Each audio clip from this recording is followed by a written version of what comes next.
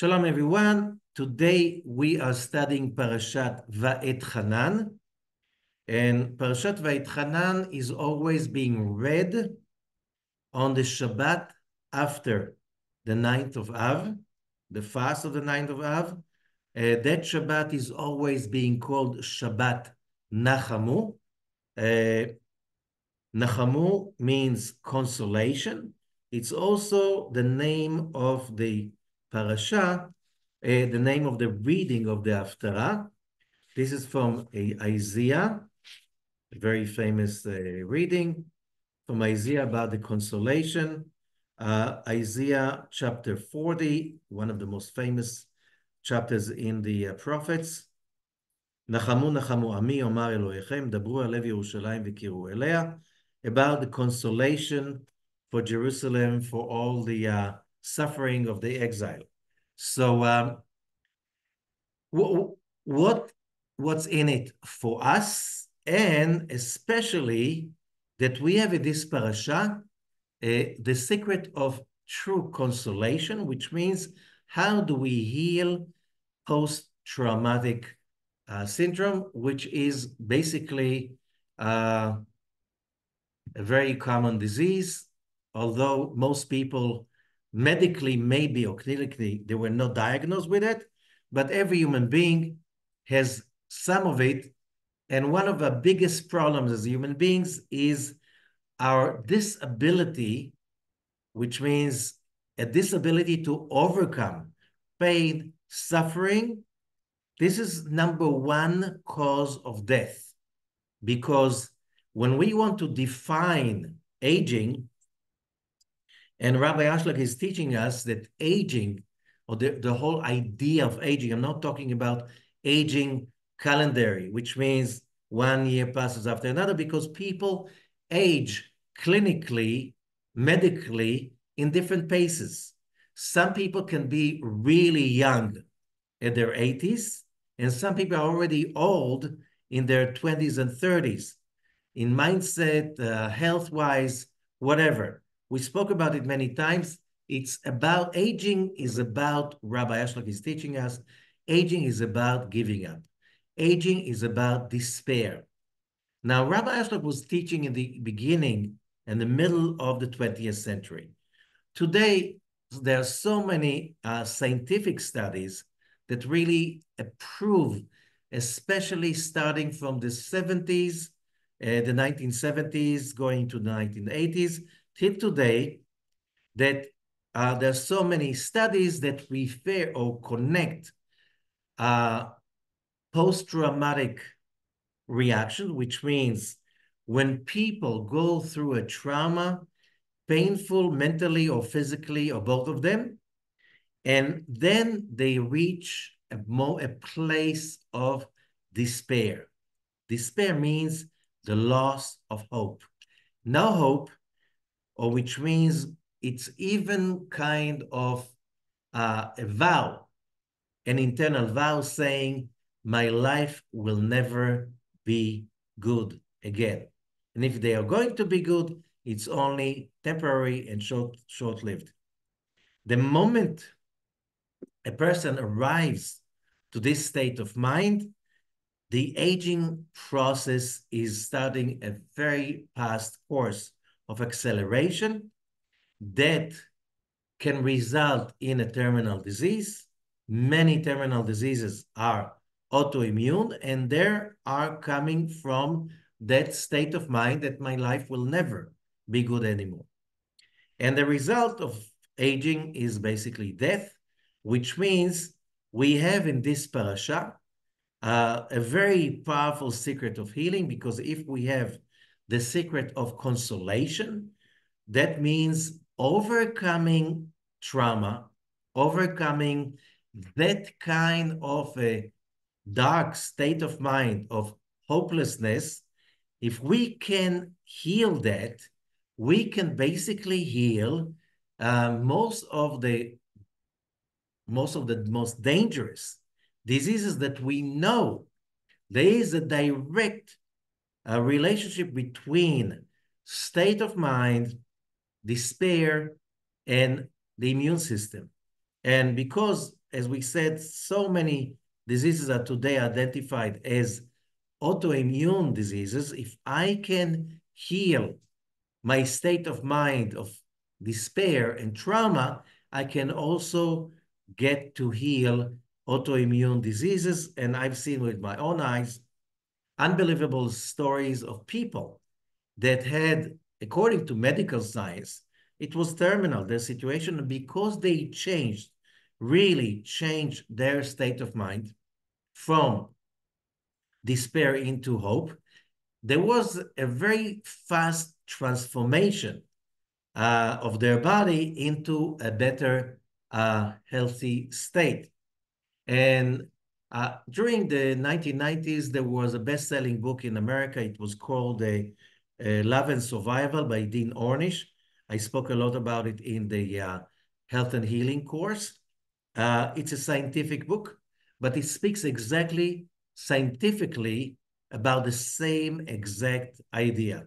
When a person feels that he can be loved, he will be supported, he or she will have more joyous moments of unity on a social level, on a spiritual level. You can see immediate, almost immediate change in blood circulation and many other factors that belong totally to the physiological aspect. So how do we create that process of healing ourselves? Because trauma is not something, people expect, and I think it was kind of a religion, or it is, that took place in the last few decades, that a human being should go through a happy life without any traumas. And you're not supposed to go through any trauma. You're not supposed to go through any excruciating pain, mentally or physically. And humanity was trying to do a lot in order to prevent, or maybe in denial, that pain is part of life. And, that's what happens in life. You lose people, nobody lives forever. So you lose dear ones. And that's a matter of, how long can a person live? Yes, life expectancy is, of course, so much higher than it used to be 100 years ago, but still people die. So trying to live in denial that death does not happen, and also you're using cars, there will be car accidents. Using airplanes, there will be airplane accidents. The probability is not so high. But violence, dying out of violence today, unfortunately, our society is racing into very violent places, and we need to learn how to deal with pain and trauma, because that's inevitable. The question is, how do I do it? Not how can I prevent it from happening? And the secret is in Parashat Va'et'ḥanan. The word Va'et'ḥanan, again, this is Hebrew, so it's very hard to translate. But Va'et'ḥanan is one word in Hebrew, but it's a sentence in English. And this is Moses speaking, and we are talking about the book of Deuteronomy, chapter 3, verse 23. And Moses is telling the nation, like since the last parasha, for the whole book of Deuteronomy, Moses is giving his speech, the last speech of his life. It takes him 5 weeks. I'm not saying that he was talking for 5 weeks, but it took him 5 weeks to deliver his legacy to the nation, and we still study that legacy 33 centuries later in the same words exactly as they were written by Moses when he completed his great speech of his legacy to humanity. And he's telling us a story, basically. And in that story, he's saying, and I implored to God, Va'et'ḥanan, that's in one word, El Hashem ba'et ha'i lemor. And what was the request of Moses? What is his prayer? The famous prayer, Adonai Elohim, verse 24, אתה החילותה להראות את עבדך את גודלך ואת ידך החזקה, אשר מי אל בשמיים ובארץ. Moses is praying to God and is imploring, requesting, asking, like so many times, I want to enter the promised land.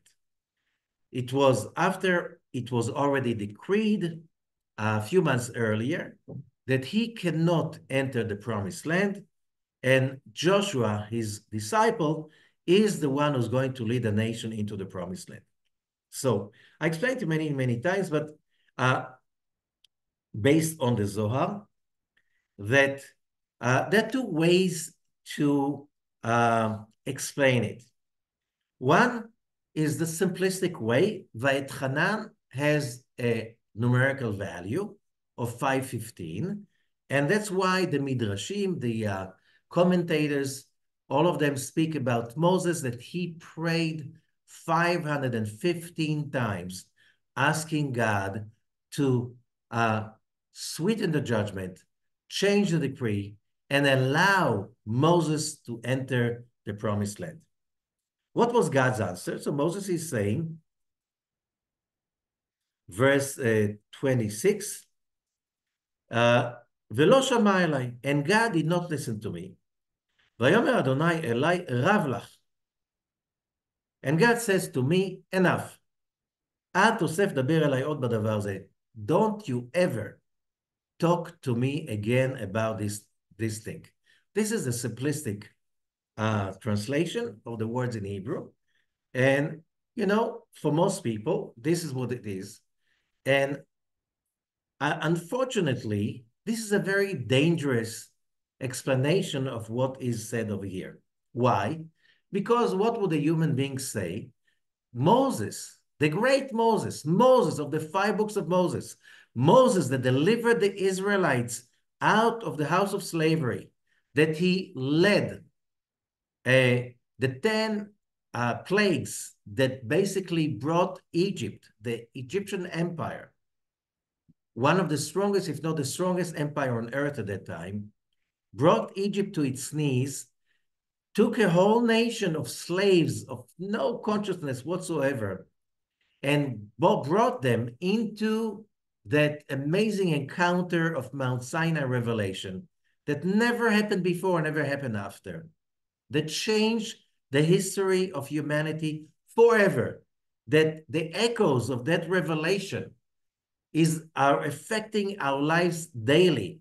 The yearning, the hope for justice, for equality, for human freedom, all of it is starting from that amazing, powerful, most powerful event that, who led that event? Moses. And now, if Moses prayed to change the decree for 515 times, what would I say? A simple human being. He tried and he failed. What about me? What are my chances? Why should I even try to pray? Moses didn't make it. What do you want from me? This is a very dangerous, I won't even say the most dangerous idea that you can ever think about, because this is despair, and despair is aging, and aging is death. Which means if Moses tried to change destiny, and who am I? But this is not the only explanation. And this is very important, especially for this week, because always Parashat Va'Et'ḥanan is being read during the week of that follows during Shabbat, following the 9th of Av, the day, the most negative day in the calendar, the 9th day of the month of Av, which is the day of the decree that followed the sin of the spies. 40 years in the desert, that's when the decree happened, and the disasters of the destruction of the first temple in Jerusalem, 586 BC, the second temple in Jerusalem about 490 years later, the expulsion of the Jewish community of Spain in 1492, which was the biggest Jewish community in the world at that time, and so many other disasters. So this is the 9th of Av, and Parashat Va'Et'ḥanan always follows. If the 9th of Av symbolizes the most horrible disasters that a human being can experience, the most devastating disasters. Look, if we are talking about the disaster of the destruction of the first temple, it was around 1,000 years after the Exodus. 1,000 years that let's say, the nation of Israel was a free, independent nation in its country almost most of this time of the 1,000 years. And after that, the devastation of going to exile and losing the freedom, being a nation in exile. And even when the second temple was rebuilt 70 years later, it was still under the Persian Empire permit. So it was still exile and conquest. And then the Persians were being replaced by Alexander the Great and the Hellenistic empires. And that was exchanged finally to a short time of freedom by the Hashmonaim, by the Maccabees. So we can say that real long-lasting independence and freedom never came back like it used to be after the destruction of the first temple.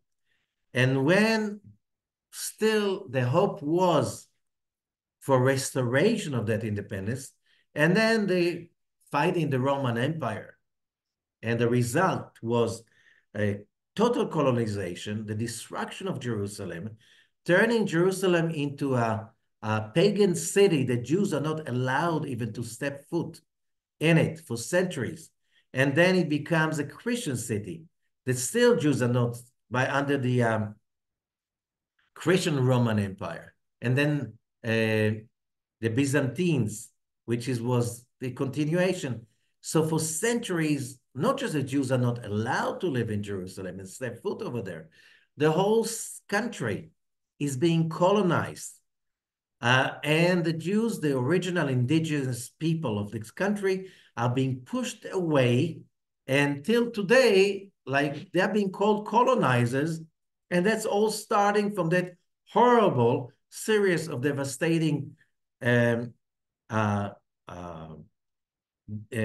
events that most of them happened on the 9th of Av, 586 BCE, 70 CE, 135 CE, when we're talking about the destruction of the rebellion of Bar Kokhba and Rabbi Akiva against the Romans.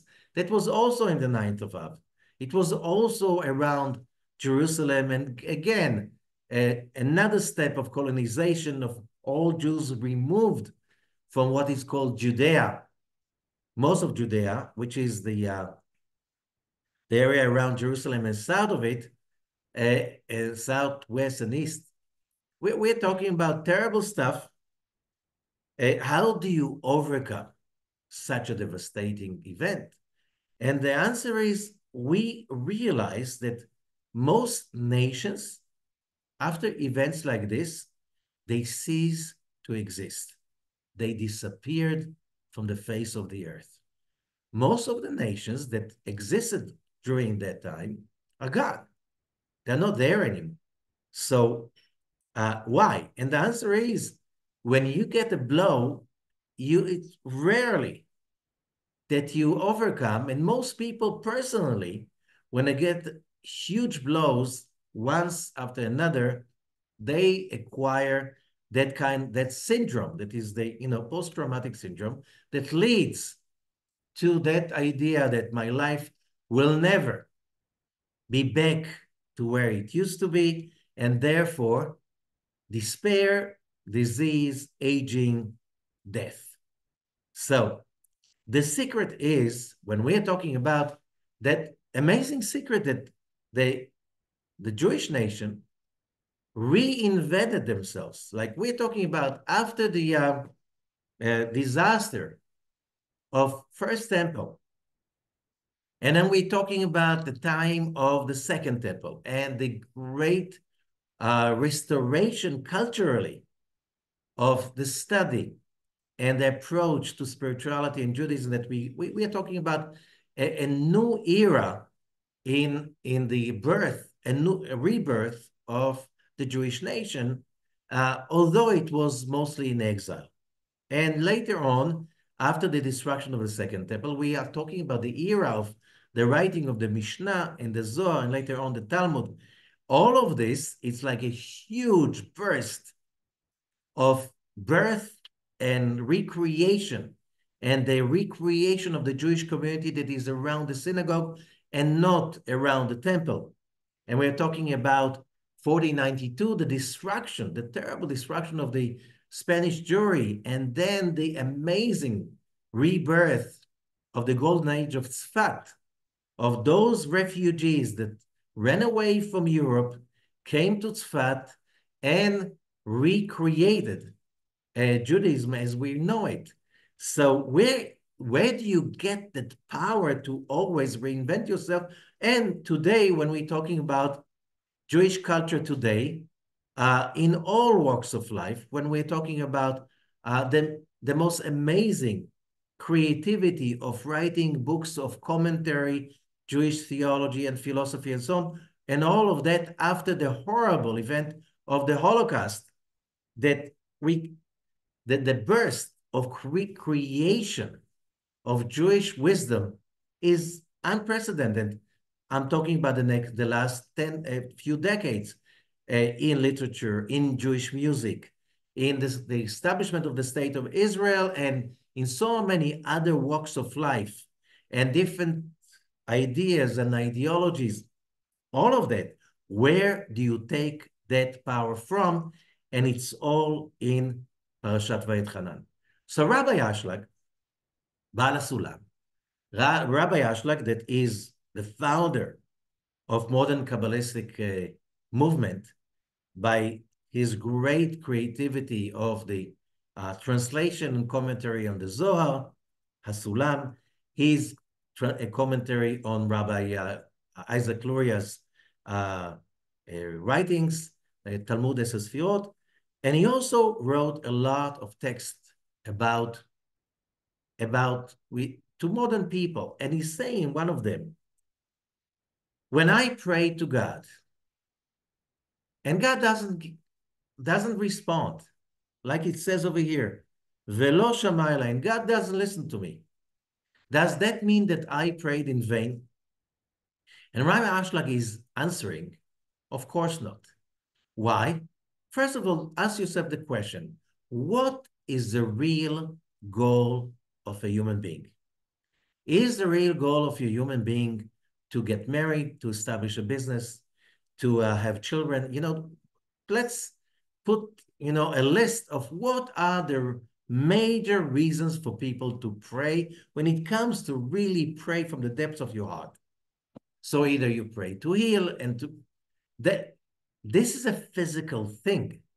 That's not the real goal, because the body, doesn't come to this world. The body is not there to be for eternity. The body goes and, so what is really yours? Let's say you are in a good shape and health. Is that really yours? No, it's not going to stay forever. So how do you measure what is really yours? If you cannot really keep it, it's not really yours. So let's say you collected a lot of money, assets, fame, and so on. Is that really yours? And the answer, no, because you can't take it with you. What you can take with you, you can take, as we learned many times, the good deeds, the spiritual actions, the transformation.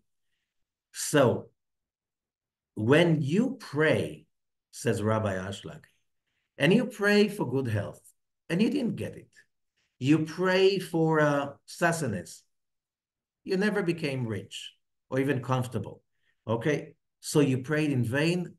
So Rabbi Ashlag's answer is amazing. We have to really remember that. The purpose of the prayer, number one, purpose of the prayer is to get closer to the Creator. This is the purpose, the main purpose of the Creator. Why do I need to get closer to the Creator? Because that's where my soul came from. My soul came from the Creator. So the place that my soul will feel most comfortable is next to the Creator. It's like, you find expressions about it, especially in King David's Psalms, all over. So many verses talking about the wish to be next to God. Why? Because that is my goal.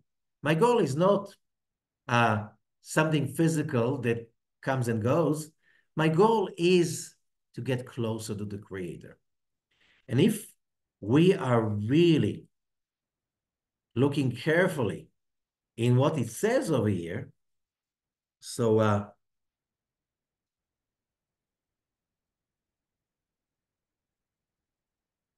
when even the simple explanation of Rashi, I'm not saying it's a secret written in the Zohar. Well, I'm talking about a simple commentary by the most famous commentator of them all, Rashi, Rabbi Shlomo Yitzchaki, that lived in France in the 11th century. And he says very clearly, Ravlach, where it says Ravlach, enough, you can read that as enough.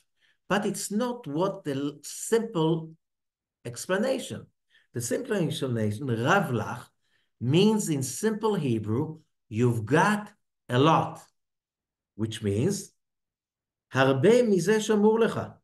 You achieved a lot. That's, if you read carefully, in a simple sense, what does God say to Moses?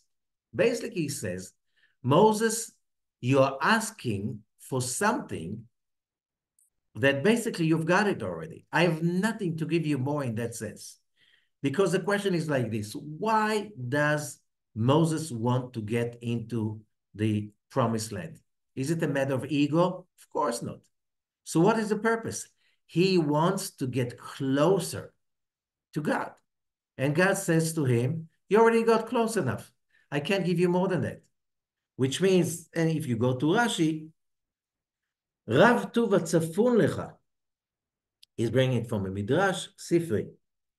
There's so much, which means, do you think that I didn't hear your prayers? Of course I heard your prayers. You got so close to holiness and connection to me, says God, I can't give you more than that. So, you want to get into yeah, you don't need that. Why? That's going to affect the Israelites, and they can't have you there. They need, it says somewhere else, in order for the moon and the stars to shine, the sun has to set. You, Moses, you are the sun. They can't shine next to you. You're shining too strong for them. Let them shine. You need to complete your term, 40 years leading them, and you need to let them shine, to let them manifest your teachings. And that cannot be when you're around. You have to let them step up in order for them to manifest whatever they studied from you. But for you, you don't have to go there to go closer to holiness, which means what Rabbi Ashlag is teaching us. Just the fact that you pray, you already achieved the highest goal. Why? You got closer to God. And getting closer to God, what does it mean? Let's go back to the post-trauma syndrome. The moment you understand, you feel, you know, you realize that every time you pray, you get closer to God, which means you are in a better place that you have been when you got up in the morning.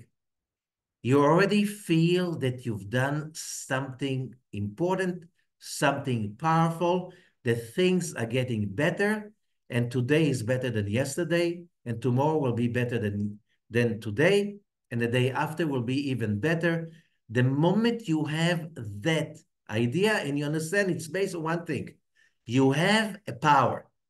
Rabbi Isaac Luria, the Arizal, is explaining this way. Every day, Every day is a unique spiritual, metaphysical creation. Every day is a revelation. We see a day as a matter of a time dimension, 24 hours, whatever you measure it doesn't matter. Okay? In the most civil calendar, the day is 24 hours, which is a time that is measured. Everybody agrees on that time. But there are different measurements, like in the Hebrew calendar, it's from sunset to sunset, or maybe from stars. It doesn't matter. But every day is an entity that the moment this day comes to be revealed to our physical senses in the dimension of time, Rabbi Azakluria is teaching us it's a part of reality that never appeared before and will never appear ever again. Every day is presenting each human being an opportunity that has never been presented before, will never be presented again. What is my job as a human being? My job is to take that opportunity, to step up myself, and to take all the negativities of that day that are presented to me for one purpose. Why was I created? Why were we created in this arena that is called planet Earth? And the answer is, when we were created in the first place, and there was a night, there was a day, one day, it was created all perfectly. However, we were created in the image of God, and we need to create. And we cannot stand getting free gifts. And therefore, every day presents us another opportunity for revealing light out of darkness, positivity out of negativity, sweet out of bitterness. And that is what every day presents to us. What is the highest form of transforming the negativity? A prayer. The prayer is the highest form of transformation, which means, let us just read a few words from the Zohar to understand it, get that idea.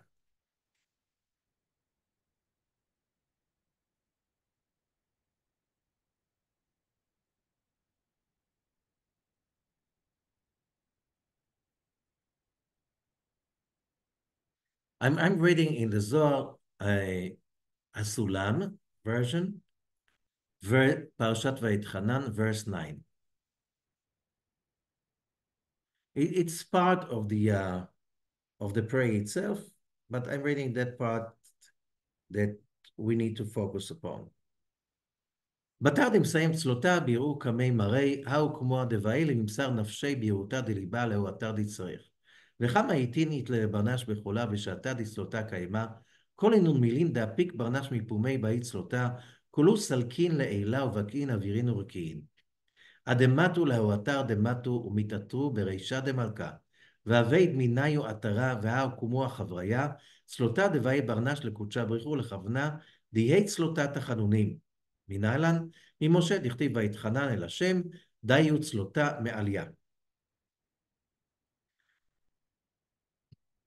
So I'm reading not from the beginning, and how many advices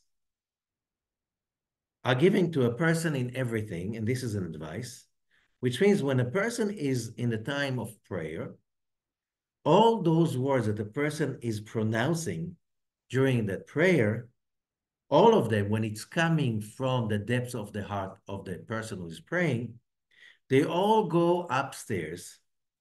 They go through heavens. They cross all the firmaments till they come to the place they come to.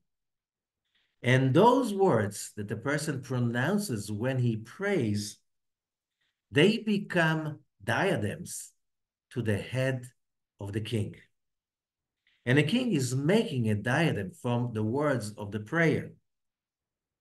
And the colleagues, the friends already explained that. That was explained many times, but it says very clearly, the prayer that the person is praying to God should be out of imploring from the depth of the heart. How do we know?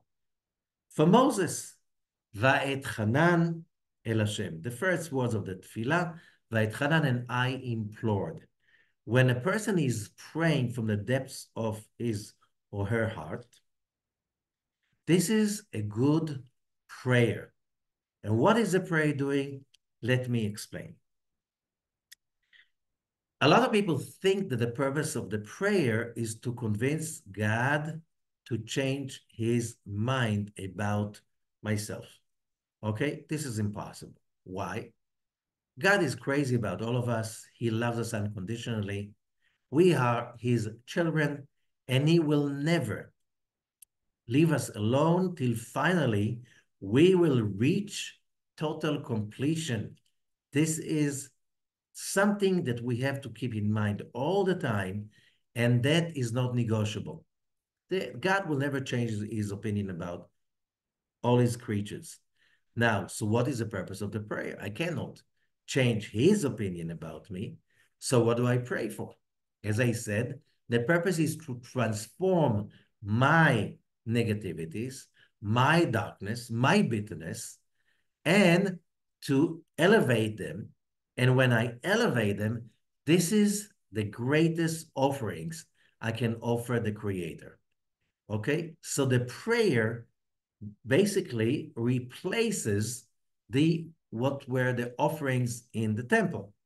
But again, the offerings in the temple, they meant nothing if the person who came and brought the offering did not really pray from the depth of his heart. So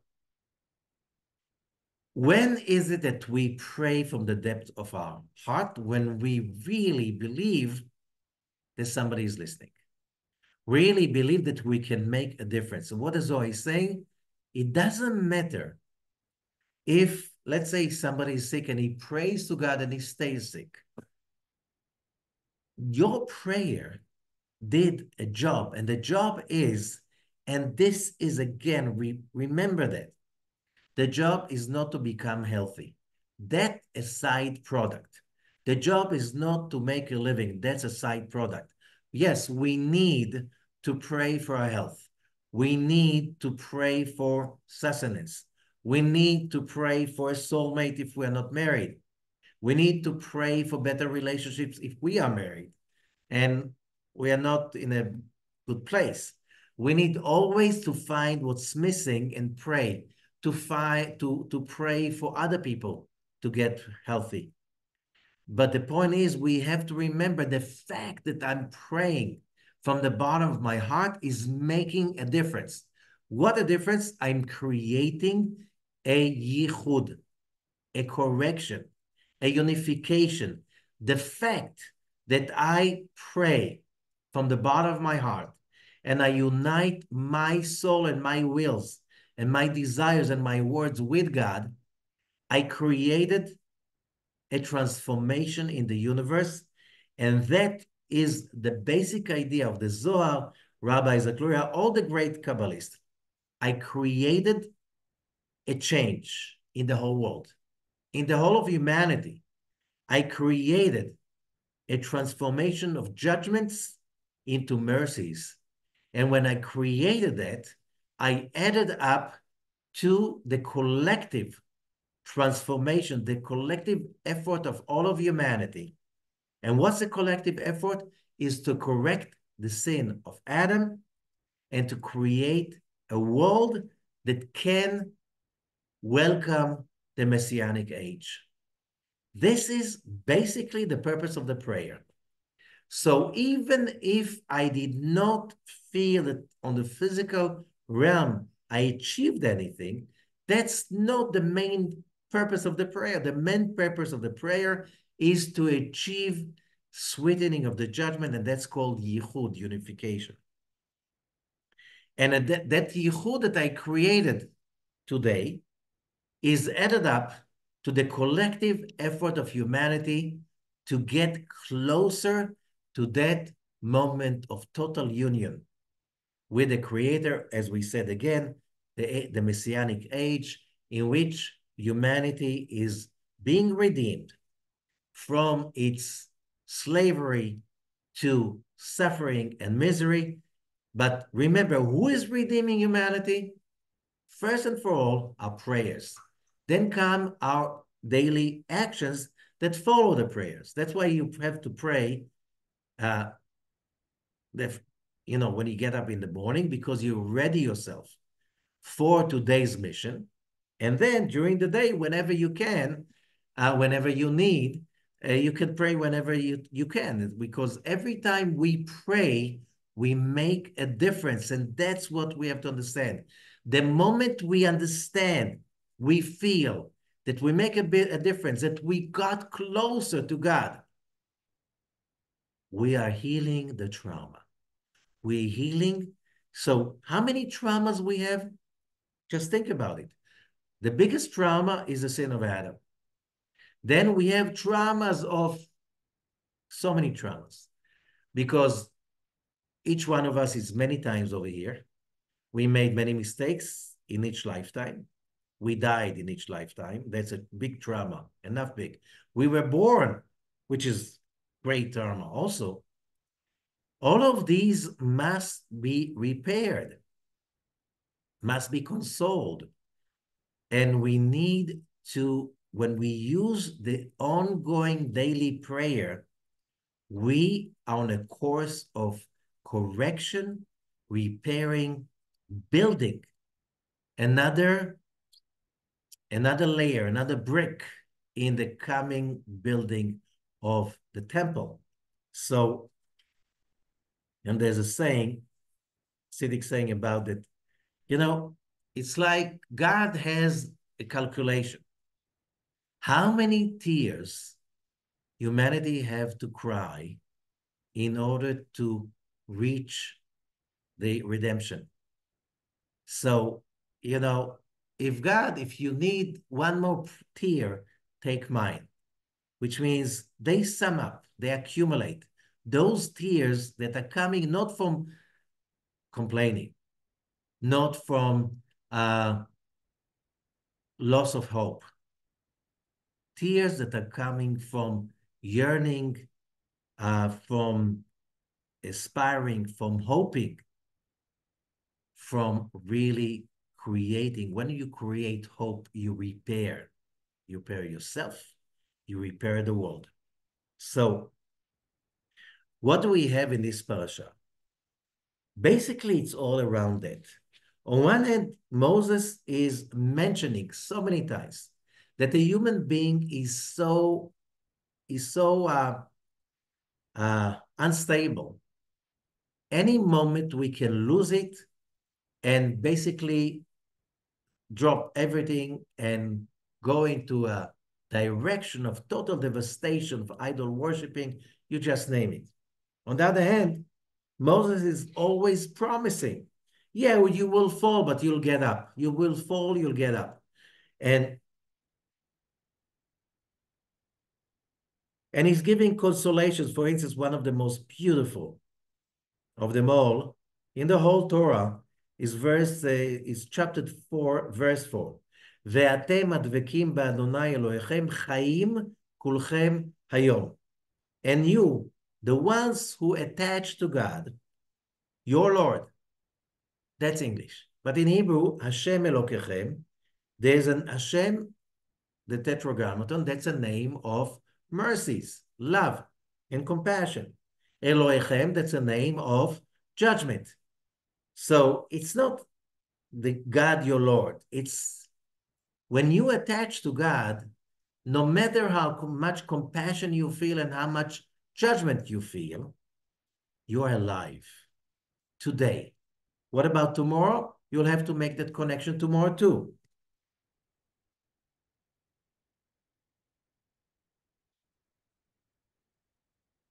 So, and then he's speaking to the Israelites about you're just a great nation, that God is so close to you, and you just call to God. But don't forget, which means, as we said before, you have those in front of you all the time. And then Moses is mentioning, Moshe Rabbeinu is mentioning Mount Sinai revelation, and he's giving us exactly, again, the text of Mount Sinai revelation and the 10 utterances, Aseret HaDibrot, not commandments. We cannot follow commandments. Okay? And here, Moses is giving us also prophecies about the exile that will come. And you will sin, and you go to exile to countries you've never known about before. And you go so far away. And then chapter 4, verse 29. וביקשתם משם את אדוני אלוהיך, and you will ask. From far away, you will ask the Lord your God. ומצאת, and you will find. If you ask, you will find. So it doesn't matter how far away you feel. If you ask, you find. כי תדרשנו בכל לבבך ובכל נפשך. When you ask for him, when you look for God, with all your heart and all your might, remember that this is the condition. But I sinned. Where is God? Up in the heavens? No. He's everywhere. Even in the depths of the most sinful places, God is there. Why? If you exist, the whole reality around you exists, who gives life to your reality? God. So he's there. If you exist, he's there. Without God, you won't exist. You can't exist even a split second. And then again, verse 30.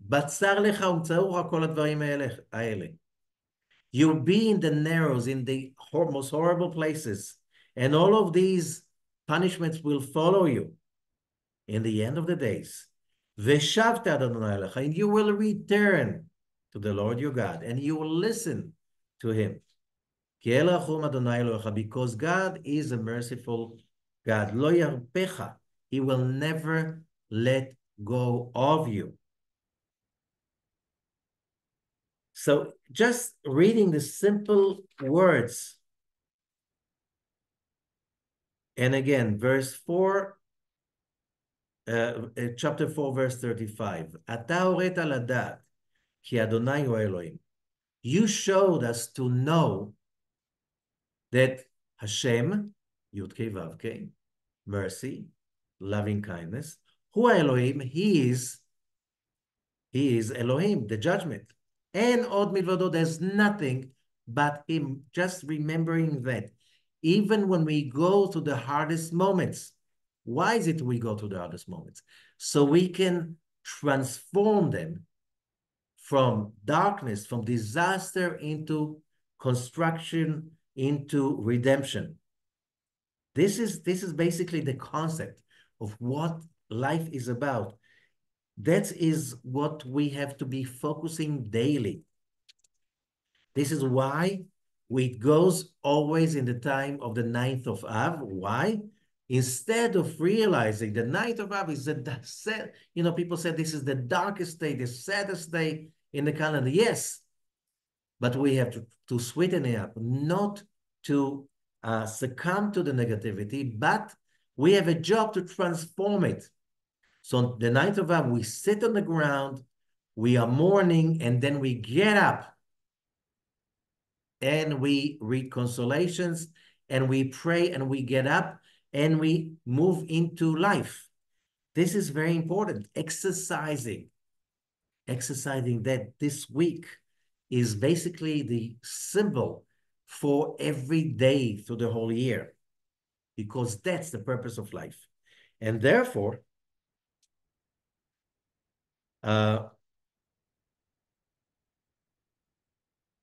you have in this parasha also the pillars of everything. So as we say on chapter 5, verse 6 and on, you have a repetition of the 10 utterances, Aseret HaDibrot, the 10 sayings that God gave to Israel and to the whole of humanity. And also after that, we have in chapter 6, verse 4, Shema Yisrael, Adonai Eloheinu, Adonai Echad. Here, Israel, the Lord, again, Hashem Elokeinu, Hashem.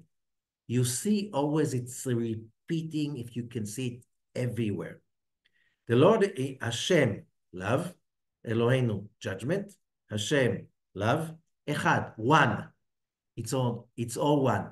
Even when you feel that Satan, the dark side, took over, this is also God. Why? How can you, me, all of us, each one of us, achieve divinity if not by transforming the hardship, the pain, the misery, the suffering, the failure, the hatred, the judgment, the mistakes into a victory of creativity, of positivity. It's all in these words, Shema Yisrael, Adonai Eloheinu, Adonai Echad. It's all one. So that's basically the major pillar of prayer. So let's read a little bit also about it. Why is that so important? Because, so why are we saying that? Because the whole prayer focuses on the Shema Yisrael, because that is when we really put together all of what we just spoke about it. It's all about unification. What does it mean, unification? When I look at the judgment that I go through right now, medically, clinically, sustenance-wise, all of the problem we go through, and looking at it, this is okay. I have to go through that. And my job, if God gave me those judgments and I have to face them, it means this is my job to transform darkness into light, bitterness into sweet. This is my job. When I do that, I basically contribute to the journey of humanity towards redemption. Why do I go through that stuff? This is my correction. Why is it my correction? This is my patch that I have to clear in the great patchwork of humanity. That is the great construction of redemption. Verse 61 in the Zohar Sulam, Parashat Va'Et'ḥanan. When we speak about Shema Yisrael, mitzvah zo, this mitzvah, connection, mitzvah basically is a connection. All the mitzvot are not commandments. God forbid. Commandments are only in the area of idol worshiping. This mitzvah, this connection, is to unify the name of God every day, to create unification, as I said before, yichud. What does it mean, unification? When I'm really proclaiming that whatever I go through, I agree that it's all for the good. I agree that it's all for me to take responsibility for. And I agree that it's my job to overcome, transform, correct, whatever you name it, all of these words, all of the above, because this is my job in the great project of humanity.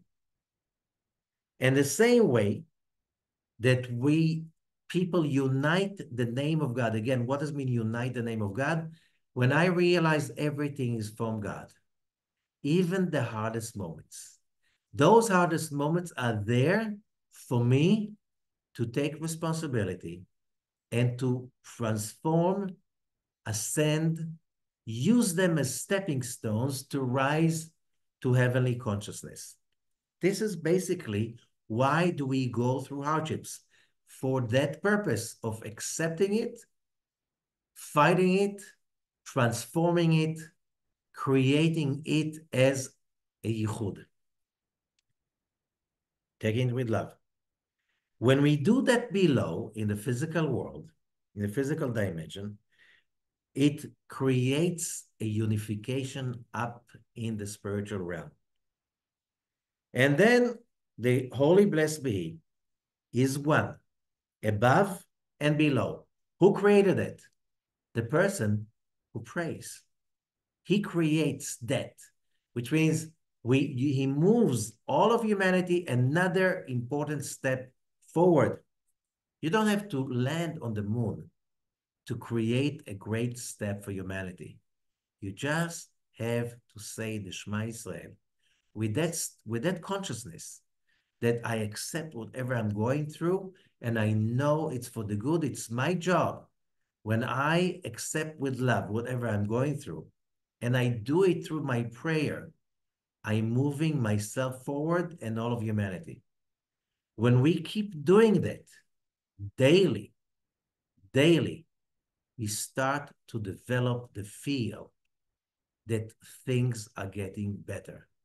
We start to develop that power that is called hope, and that gives vision, and that gives healing and consolation. This is the secret of healing all our traumas.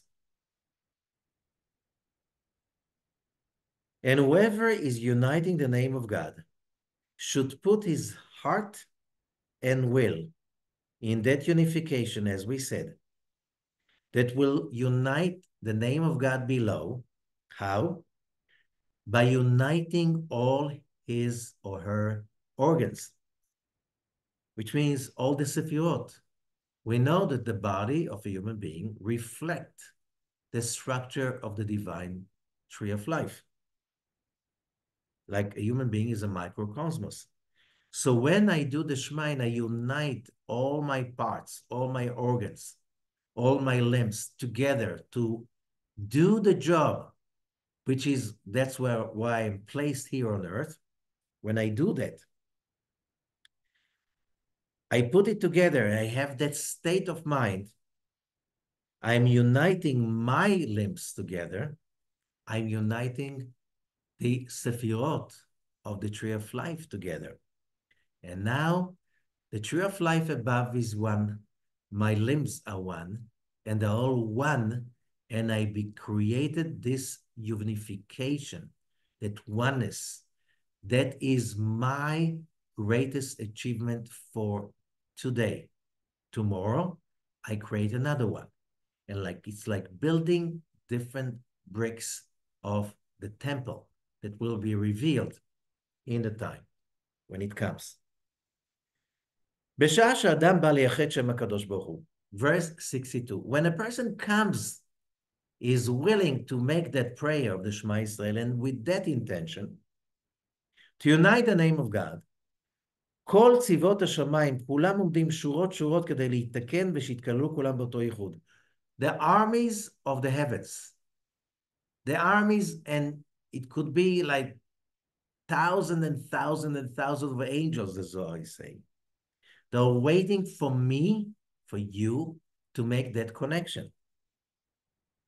Because when we make that prayer, it affects all of them to be included with that unification that only a human being in a physical body can do.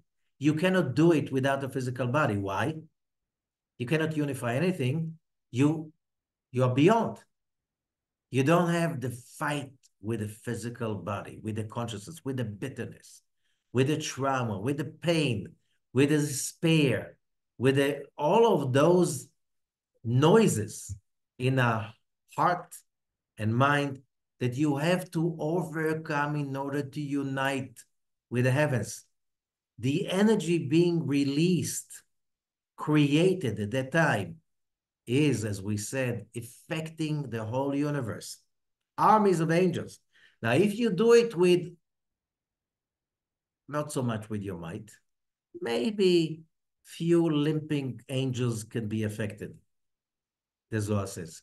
But when you do it with all your might and with excitement, it affects tens and tens of thousands of angels, if you get what I'm saying. The impact depends on our consciousness, that all of them are basically one, that the whole universe is one. So I created something for this day.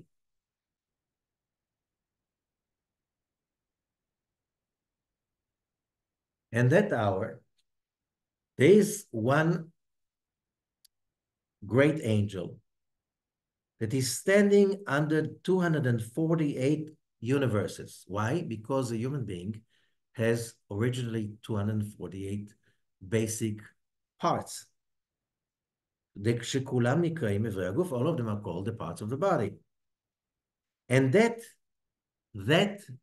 server, that serving angel, is called Halanu. And he's standing there and waiting for the prayer of the person in the physical world. And it's like somebody picking up roses in the garden. As it says, Lilkot Shoshanim, which are the limbs of the body.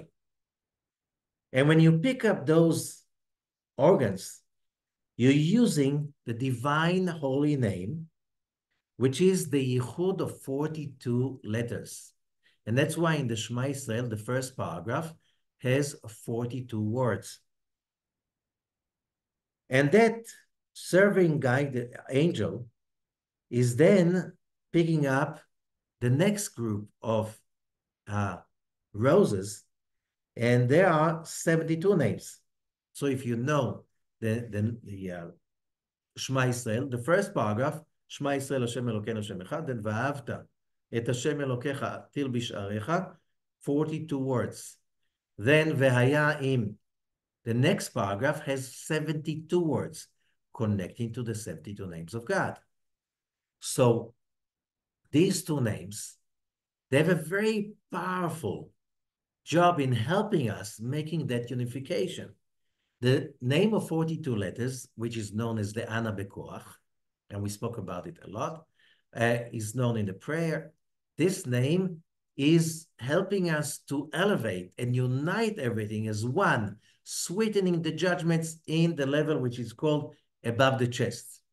It's the upper, if we're talking about the spiritual metaphor of the Star of David, it's called the upper triangle, okay? Which is the more spiritual level of uplifting whatever is negative and judgmental into uniting it with the upper walls and creating harmony instead.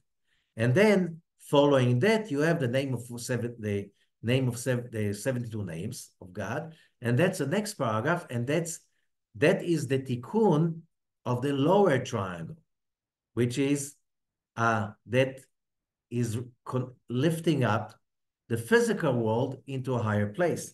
I don't want to go into it too much, but there's so many secrets about it.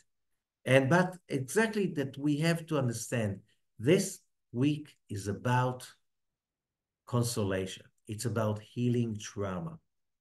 It's about learning, achieving that vision that by praying daily, and sometimes more than once a day, as many times as we can, when we pray from the depths of our hearts and realizing that the purpose of the prayer is not just to achieve sustenance. It is an excuse. The purpose of the prayer is to overcome the judgments and transform them into vessels for light and correcting all of humanity. So with that note, I think it's enough, and hoping all of us will learn how to overcome negativity, how not to be controlled by negativity, facing, welcoming every negativity in our life, as that's my today's mission. And that's my today's job as part of the great project of humanity, reaching a great world full of unity, happiness for everyone. That needs to be acquired. It's not for free. All the best. Thank you for everybody.